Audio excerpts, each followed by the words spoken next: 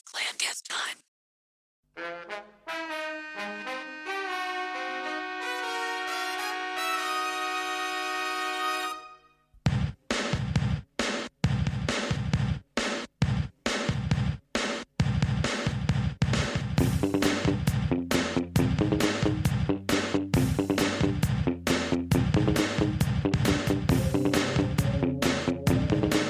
Hello everyone, and welcome back to ClandesTime. I am Tom Secker, coming to you from the grassy knolls of North Yorkshire, and this is episode 72, The Pentagon in Hollywood, The Enemy Image. Before we get into it today, I'd just like to thank all of you for bearing with me while my sites have been transferred over to the new server. As you may have guessed, this took way longer than I hoped. I tried 2 different hosting companies before finding one that was actually competent, and migrating my sites over took a few days, and that came with a few technical challenges that messed up the site temporarily, and blah blah blah blah blah. But it is now all fixed up, and it does seem to be running quite a bit faster. I may continue to do some work on the front page. I'm still not 100% happy with that. But otherwise the site seems to be fine and all working as it should, which is a relief. I've published a few good things recently, an article on Jack Valenti's FBI file. Jack Valenti was the head of the MPAA for 40 years or more, and that was the first in a 3-part series on Valenti, or at least what I hope will be a 3-part series on Valenti. I also published a short video about the bus explosion in London a few weeks back, and my Freedom of Information requests on that. That's a good story, kind of eyebrow-raising, but I want this to be a short episode, so I won't get distracted with that. Basically, check into the site spyculture.com. It should all be working fine again now, and there is plenty of new content in the pipeline. But, to today's topic. The Pentagon's involvement in Hollywood is, according to their own directives, mostly about recruitment and ensuring that movie depictions of the US military are accurate. Sounds fair enough, right? After all, they're a big government agency. They would naturally want to make sure that they were being portrayed in a realistic and accurate way so that people don't get the wrong idea, right? They need to recruit people, and propagandizing them through entertainment is much better than just forcing them by conscription, right? Maybe not, because the Pentagon is also involved in political censorship and in rewriting scripts, characters, stories, scenes, dialogue. They are able to do this because they have something that filmmakers want but cannot get elsewhere, in terms of locations, vehicles, equipment, and perhaps most importantly, expertise. Indeed, the DoD's directives say that they are not allowed to offer services that are being offered by private businesses. And while there must be some overlap, this presumably implies that a former Marine or Navy SEAL can only provide limited advice to filmmakers compared to the DoD. And to some extent this must be true. Someone who left the Marines in the 1990s or 2000s to set up their own entertainment consultancy will not be as up-to-date as someone who is still inside the Pentagon. The same applies to the CIA, the FBI, the DHS, and so on. Whether this matters enormously when it comes to directing a group of guys dressed as soldiers to take cover behind some vehicles so that they can shoot at Godzilla, it probably doesn't. But when it comes to political concerns, such as who is portrayed as the enemy, it certainly does matter. I bring this up because despite numbering over 3,000 pages, the documents we got from the DoD do not include many references to script changes that were pushed by the DoD in exchange for their cooperation. However, the handful of references that there are do tell us something about the politics of the Pentagon. But before we get directly into those, what is the enemy image? What is the face of the enemy? Most obviously, it is whoever is portrayed as the enemy. In this case, the dramatic antagonists in Hollywood cinema. We have the protagonists, who we, the audience, are supposed to be in favour of. We want the hero to succeed. And the antagonists, who we are supposed to be anti and against. We want them to fail. But I'm also talking about the concept elucidated by the German philosopher and member of the Nazi Party, Carl Schmitt. In his 1920s book, The Concept of the Political, he explained that a state's sovereignty and autonomy derives from the distinction between friends and enemies. Friends are part of the state, citizens of the society. Enemies are everything else, at least potentially. Enemies are the other, the thing that is in some way different. So this is an existential definition. We define ourselves by that which we are not. Schmitt is not saying that this is the only way we define ourselves or the only way a state defines its autonomy, but for him it was the most fundamental way.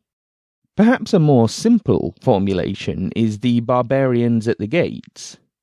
In order to have an identifiable state, identifiable both from within to its own citizens, and from without to any potential bandits or even people who might join the state, you have to have barbarians at the gates. You need some perception of the other being a dangerous thing which the state protects us from, i.e., all politics is a politics of fear and security. Now, to have barbarians at the gates, you need gates. That is to say, you need some kind of demarcation as to where the state ends.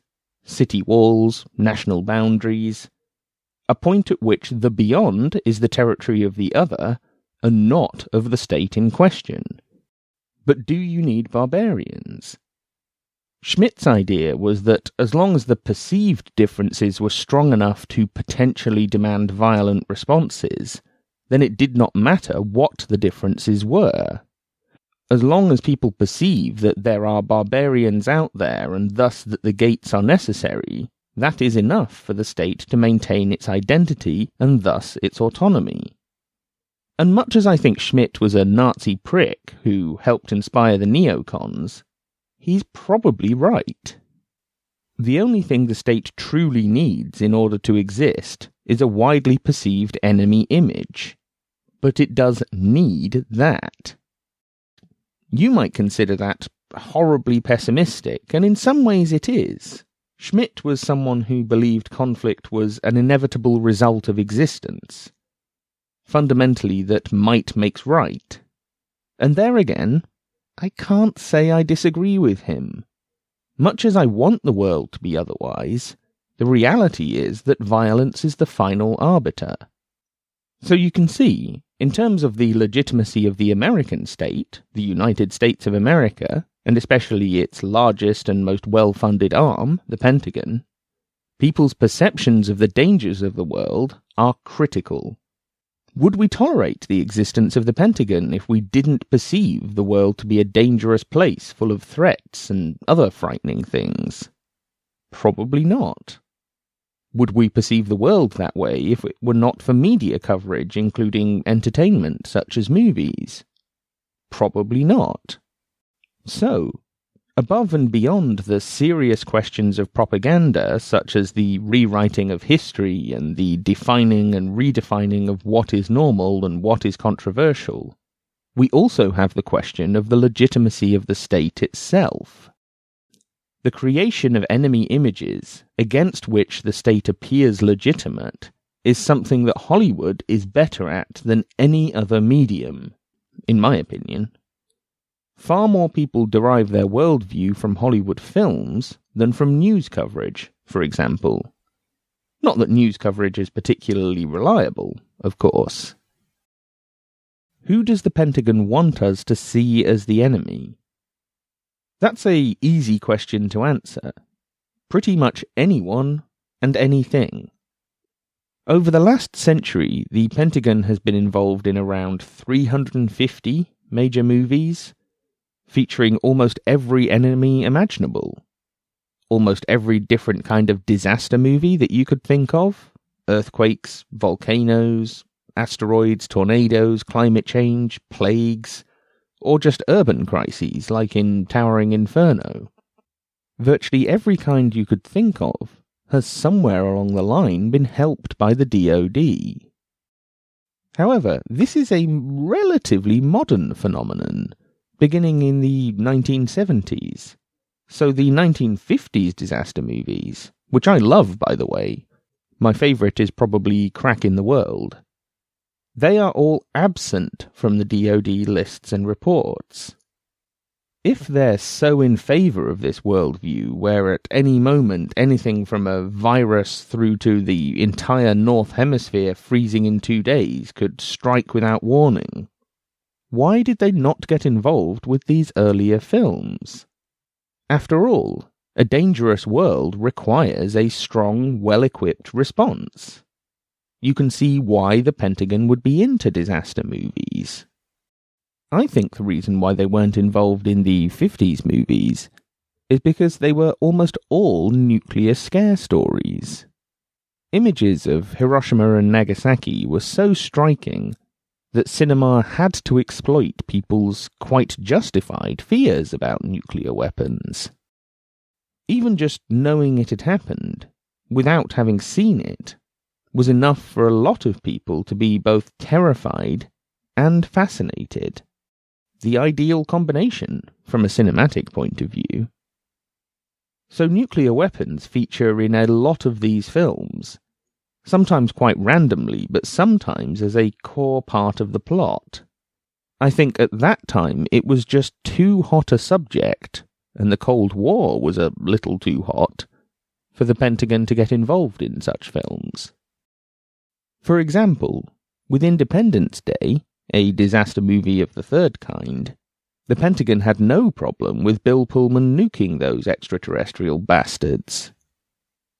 Their problem was with the hero being a drunk former Air Force pilot who uses his plane kamikaze style and 9/11s those extraterrestrial bastards.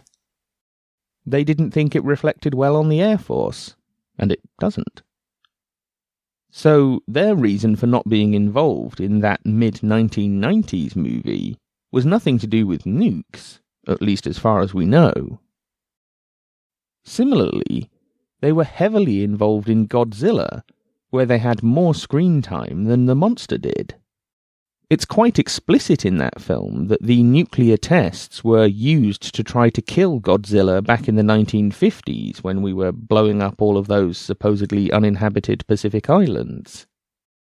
This, in classic disaster movie style, inadvertently brings about the other monsters who go on to cause all the mayhem. So these days even nukes are on the table as an enemy image, whereas at one time they must have been very much off the table. But what else? The Russians, obviously. Hackers, terrorists, particularly Arab terrorists, and failing that, just Arabs with guns where possible. Rogue nations, sometimes North Korea, sometimes a rogue agent or officer within our own midst working on behalf of a foreign power. All of these turn up repeatedly in films sponsored by the Pentagon, so we have to assume that they have no objections to any of these enemy images. However, they do sometimes resort to nationalism, where they try to make anyone but America look bad. They can live with insider threats and internal traitors, but if they can pin the failure on someone else, they probably will.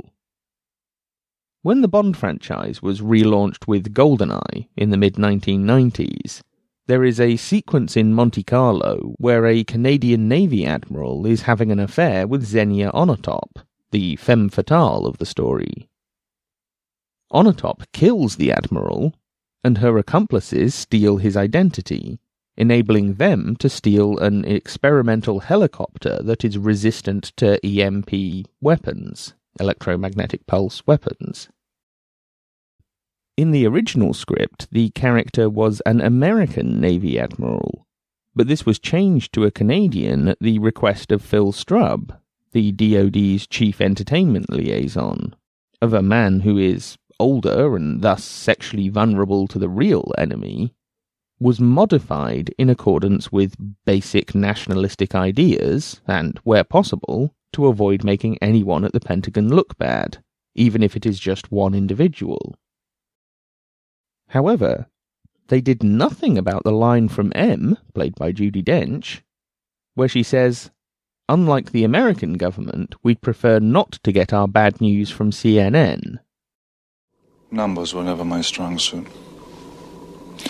Are these pictures live? Unlike the American government, we prefer not to get our bad news from CNN. Who do the Pentagon not want us to see as the enemy?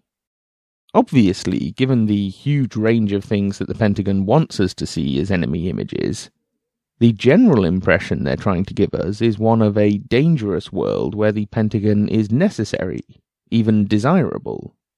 This is, broadly, the neoconservative position, which isn't particularly concerned with specific ideologies or particular countries, but of a broader sense of conflict being inevitable and of domestic social cohesion being dependent on the perception of an outside threat. However, the Pentagon are a bit more realistic than the neocons. Not much more realistic, but a bit.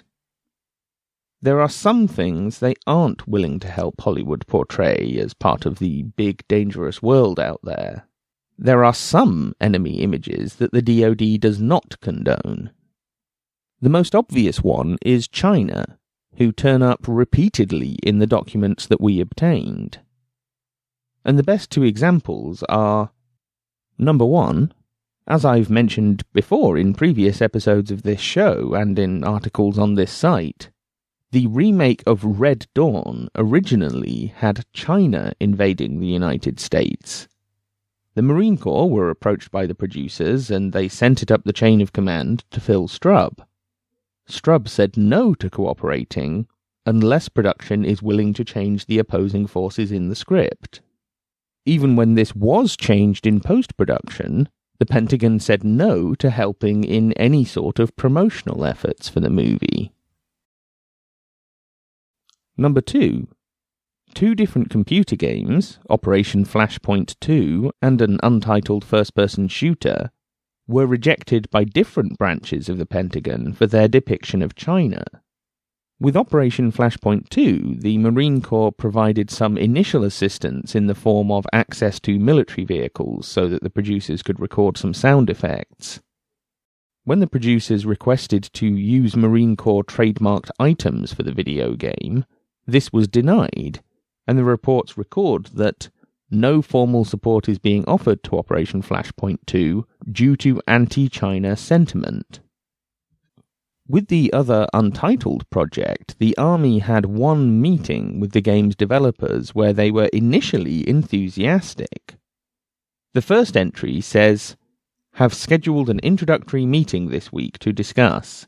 While their interests will require an outside paid consultant, our interest is to correctly establish and frame the Army brand within the game while still in development."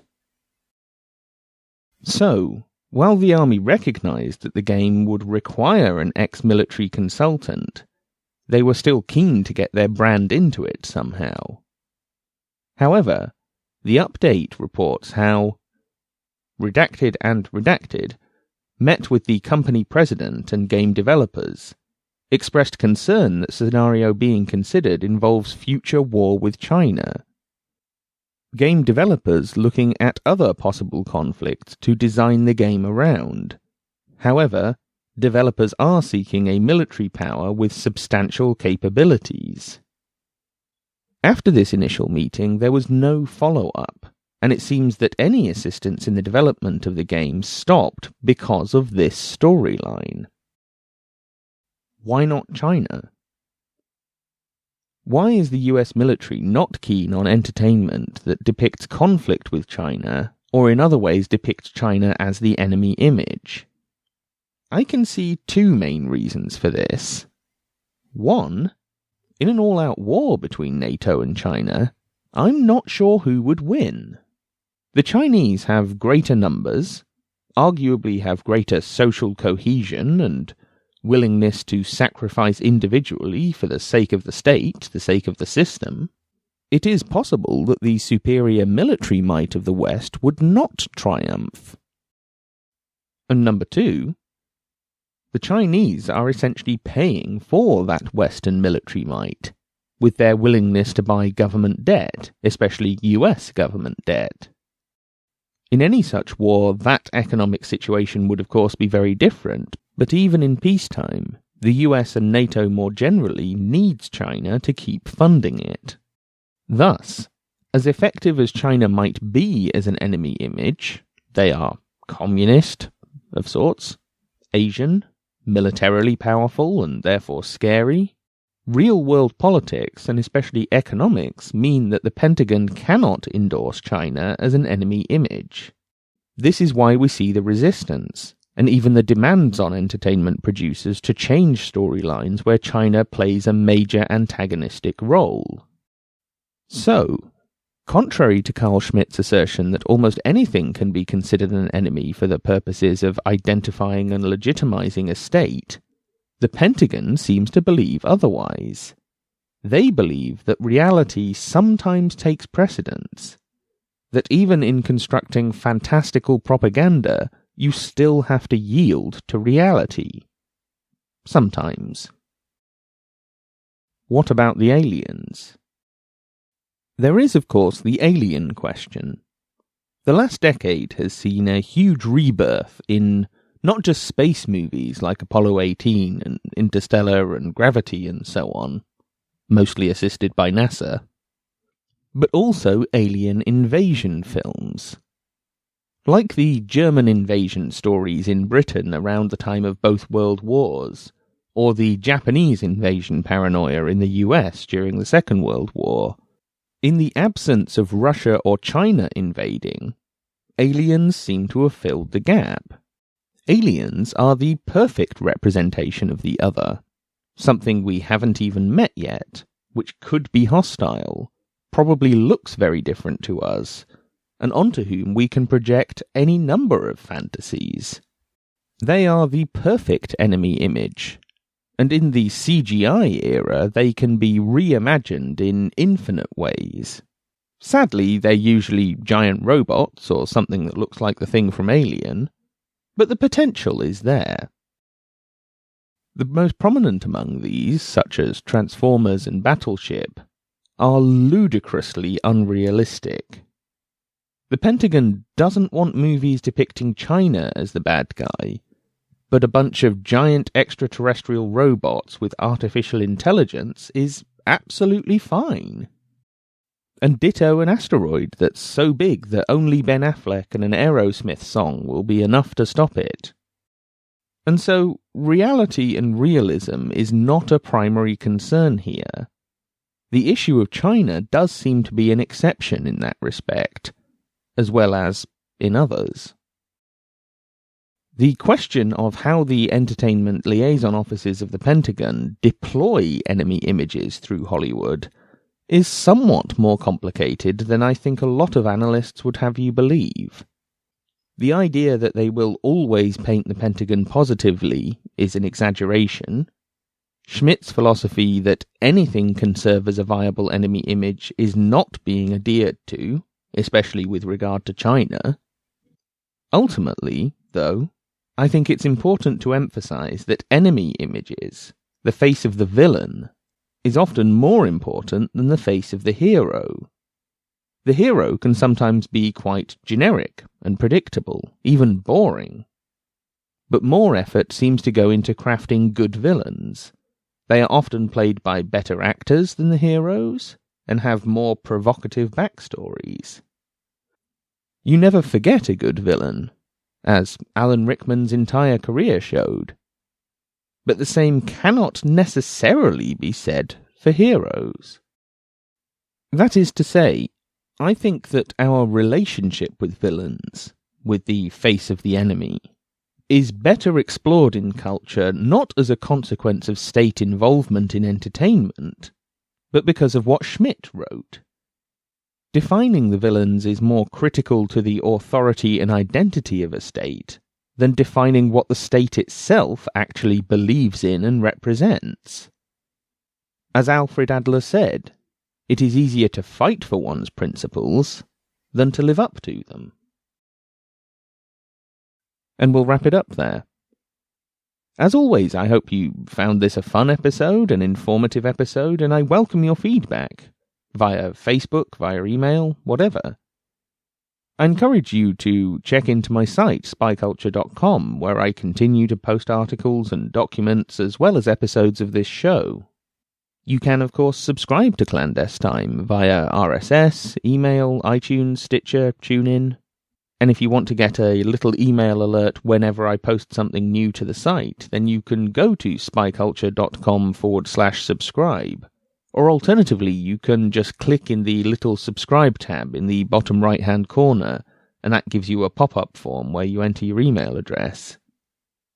And of course, if you'd like to support me in doing this work, then please check out my support page, where you can purchase a copy of my book or a digital download of one of my podcast series. There is a lot more in the works with spyculture.com and with ClandesTime, so please do at least subscribe to the site to keep up with future content. I'm feeling very positive about the new season of the CIA in Hollywood, which we've recorded 5 out of 9 episodes of. So we're getting there, and I promise you that it is worth the wait. And with that, I'll leave you. As always, I am Tom Secker, and you've been listening to ClandesTime. So thank you for listening, I'll be back soon, and until then, take care. See him surface in every shadow. On the wind I feel his breath. Golden eye, I found his weakness. Golden eye, he'll do what I please. Golden eye, no time for sweetness, but a bitter kiss will bring him to his knees. You'll never know how I watched you from the shadows as a child. You'll never know how it feels to be the one who's left behind. You'll never know the days, the nights, the tears I've cried. But now my time has come, and time is not on your side.